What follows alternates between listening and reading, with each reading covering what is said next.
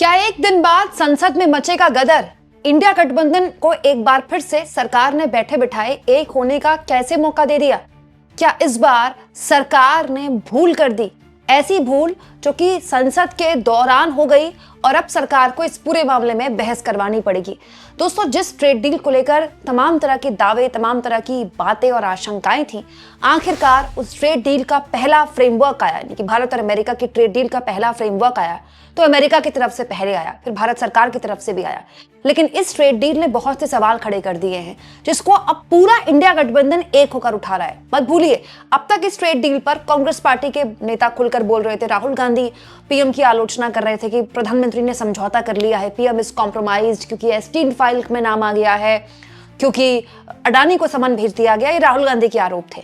लेकिन अब जब ट्रेड डील का पहला फ्रेमवर्क आ गया है, तो पूरा का पूरा इंडिया गठबंधन एक हो गया है। हालत ये हो गई है दोस्तों कि ऐसी आशंका बन गई है कि आज भले ही शनिवार हो, लेकिन सोमवार, जो कि संसद की कार्रवाई का पहला दिन होता है और बहुत ही इंपॉर्टेंट दिन होता है सोमवार को, क्योंकि सोमवार से बजट पर चर्चा भी शुरू हो जाएगी। सोमवार को संसद में हो सकता है जबरदस्त हंगामा, ऐसा हंगामा कि सरकार को इस मामले में बहस भी करवानी पड़ सकती है। क्यों? क्योंकि जो डिटेल्स अब इस डील से निकलकर आई हैं, वो डराने वाली भी है और चौंकाने वाली भी है। ये बात सही है दोस्तों कि सरकार ने दावा किया था कि जो एग्रीकल्चर सेक्टर के कुछ प्रोड्यूस हैं, उसके लिए उसने दरवाजे नहीं खोले हैं, डेयरी प्रोडक्ट्स के लिए नहीं खोले हैं, मिलेट्स वगैरह के लिए नहीं खोले हैं, गेहूं वगैरह के लिए नहीं खोले हैं। डिटेल्स पीयूष गोयल ने शेयर भी की अपनी प्रेस कॉन्फ्रेंस में भी और अपने वक्तव्य में भी। लेकिन कुछ चीजें हैं जो पर्दे के पीछे खोल दी गई हैं। योगेंद्र यादव ने बाकायदा पूरा वीडियो शेयर किया है दोस्तों इस पर, जिसमें उन्होंने बताया है कि एग्रीकल्चर को ट्रेड डील में शामिल करने वाले प्रधानमंत्री पहले प्रधानमंत्री हैं। क्योंकि दोस्तों, हमारे देश में करीब 25 साल से हम पर दबाव बनाया जा रहा है कि हम एग्रीकल्चर सेक्टर को खोलें। लेकिन सरकार चाहे किसी की भी हो, कांग्रेस की सरकार हो, वाजपेयी की सरकार हो और खुद मोदी की भी सरकार हो, उसमें इस बात पर एक सहमति थी कि हम एग्रीकल्चर पर तो बात ही नहीं करेंगे। आप मतलब इसको बाहर रखिए, बातचीत से बाहर रखिए। लेकिन अब एग्रीकल्चर को ट्रेड डील में शामिल करने वाला ये सरकार पहली सरकार बन गई। दूसरा, योगेंद्र यादव ने आरोप लगाए कि कुछ कृषि पदार्थों पर जीरो टैरिफ कर दिया गया है जो कि अमेरिका से आएंगे, और ये बात स्वीकारी है भारत सरकार ने भी, और अमेरिका ने तो खैर पहले ही बोल दिया था। इसके अलावा मक्के पर प्रतिबंध लगाया गया है, मक्का अमेरिका का नहीं आएगा। ये बात बिल्कुल सही है, पीयूष गोयल ने बोला है। लेकिन योगेंद्र यादव का दावा है कि डीडीजी तो आ रहा है, ये तो भारत सरकार ने खुद कहा है। डीडीजी बेसिकली मक्का का बाय प्रोडक्ट होता है। दूसरा, सोयाबीन पर रोक लगाई गई है, क्योंकि हमारे देश में सोयाबीन के किसान जो हैं बहुत बड़े लेवल पर हैं, तो सोयाबीन पर रोक लगाई गई है। लेकिन सोया ऑयल पर तो रोक नहीं लगाई गई है, सोया ऑयल तो आएगा अब अमेरिका का। ये भी योगेंद्र यादव का दावा है कि अभी तो ये ट्रेड डील का पहला फ्रेमवर्क आया है, अभी ट्रेड डील जब फाइनल होगी, साइन होगी, तो हो सकता है कुछ और रियायतें अमेरिका को मिल जाएं, और ये हुआ तो ये बहुत डरावना है। और योगेंद्र यादव, जो कि ग्रामीण अर्थव्यवस्था को समझते हैं और जो किसान आंदोलन है उससे जुड़ते रहे हैं, उनका यह कहना है कि अब किसान संगठनों को एक बार फिर से तैयारी शुरू कर देनी चाहिए सरकार के खिलाफ गोलबंदी करने की, लामबंदी करने की। दोस्तों, वहीं दूसरी ओर समाजवादी पार्टी भी एक्शन मोड में आ गई है। अखिलेश यादव ने बाकायदा आज प्रेस कॉन्फ्रेंस की इस मामले में और कहा कि प्रधानमंत्री जी को कोई खतरा नहीं, बीजेपी ने खतरा पैदा कर दिया है देश के सामने। क्योंकि बीजेपी ने कह दिया है कि अमेरिका से हम $500 मिलियन, बल्कि अखिलेश यादव गलत बोल रहे हैं, मिलियन डॉलर बोल रहे हैं, बिलियन डॉलर की बात हुई है। $500 बिलियन का व्यापार अमेरिका को दे दिया है भारत ने। देखिए अखिलेश यादव ने क्या कहा। प्रधानमंत्री को कोई खतरा नहीं हो सकता, प्रधानमंत्री जी को कोई खतरा नहीं है। बीजेपी ने खतरा पैदा कर दिया है देश के सामने। $500 बिलियन का व्यापार दे दिया, खेती बाड़ी दे दी।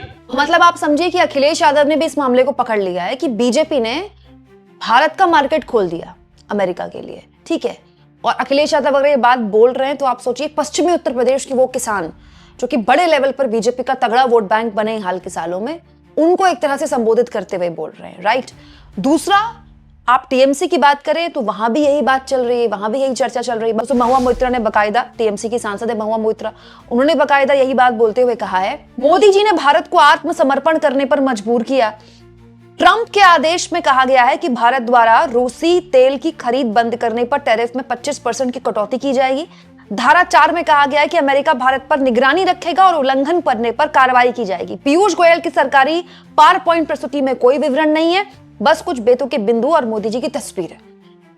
तो महुआ मोइत्रा कह रही कि पीयूष गोयल जो डिटेल्स दे रहे हैं वो टोटल गलत डिटेल है। और बात बिल्कुल सही दोस्तों, व्हाइट हाउस की तरफ से ये शेयर किया गया डॉक्यूमेंट जिसमें लिखा है कि वो भारत पर नजर रखेगा। अगर भारत रूस से तेल खरीदता है तो फिर टैरिफ लगा देगा भारत पर। मतलब आप सोचिए, भारत पर नजर रखेगा अमेरिका, ये हालत आ गई। यही बात पकड़ ली है विपक्ष ने और इसी को लेकर पूरा विपक्ष एकजुट हो गया है। जैसे कांग्रेस पार्टी के नेता पवन खेड़ा ने भी सरकार की आलोचना करते हुए कहा है, दीवार फिल्म का मशहूर डायलॉग है, मैं आज भी फेंके हुए पैसे नहीं उठाता, अफसोस यह है कि मोदी सरकार उठा लेती है। जो टैरिफ कभी 3% था अब 18% तक पहुंचाकर जश्न मनाया जा रहा है और मिठाइयां बांटी जा रही है। यह एक अपमानजनक विफलता है जिसे भारत की जनता के सामने उपलब्धि के रूप में बेचा जा रहा है। अमेरिकी दबाव में भारत ने अपना कृषि बाजार खोल दिया, जिससे भारतीय किसानों के हितों को कुचलते हुए अमेरिकी किसानों को फायदा पहुंचाया गया। भारत ने अमेरिका के दबाव में रूस से तेल आयात भी रोक दिया और अब अमेरिकी तेल खरीदेगा। यह भी व्हाइट हाउस के इशारों पर लिया गया फैसला है। खबरों के मुताबिक भारत अमेरिका व्यापार ढांचा भारत को 5 साल में अमेरिका से आयात 40 से 42 अरब डॉलर सालाना से बढ़ाकर 500 अरब डॉलर तक ले जाने के लिए बाध्य करता है, जबकि अमेरिका की ओर से समान प्रतिबद्धता नहीं है। ये इंपॉर्टेंट बात है।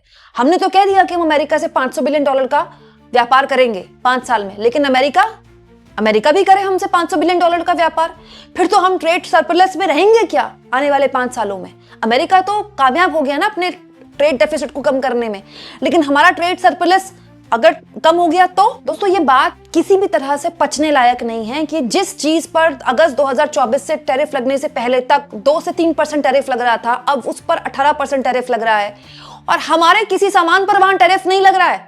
क्यों? जब अमेरिका हम पर टैरिफ लगा रहा है तो हमें कुछ तो टैरिफ लगाना चाहिए था। ये बात बिल्कुल डाइजेस्ट करने वाली नहीं है और आप मानकर चलिए कि संसद में इस पर हंगामा होगा और विपक्ष चाहेगा कि इस पर बहस करवाई जाए, और करवानी चाहिए दोस्तों। ये कैसी संसद है जिसमें बहस ही नहीं हो रही है? अगर इस ट्रेड डील पर भी बहस नहीं हो सकती तो फिर किस चीज पे बहस होगी? मतलब ये कोई कानून तो है नहीं कि सरकार अपने ध्वनि मत से पास करवा ले। भाई आपने एक देश से जिससे आपसे 4-5 महीने से ट्रेड डील, इनफैक्ट पूरा 2025 ट्रेड डील पे अटका रहा, पूरा 2025 पीयूष गोयल अमेरिका बार बार जा रहे थे, ट्रेड डील नहीं हो पा रही थी।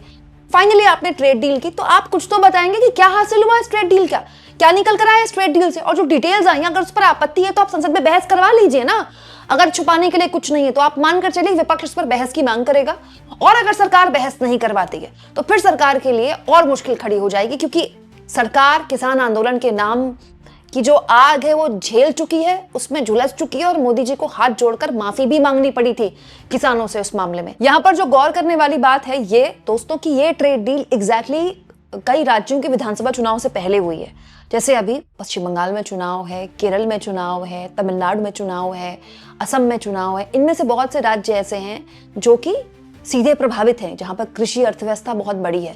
उत्तर प्रदेश में चुनाव होने वाला है, यूपी में बहुत बड़ी कृषि अर्थव्यवस्था है। तो ऐसे में जाहिर तौर पर बीजेपी को मुझे लगता है संसद में जवाब देना ही चाहिए। दोस्तों सरकार अगर संसद में जवाब देने से बचती है, सरकार अगर संसद में बहस कराने से बचती है, जवाब देना नहीं, कोई लिखा हुआ बयान पढ़ना नहीं, बहस कराने से बचती है, तो सरकार के लिए और मुश्किल खड़ी होगी।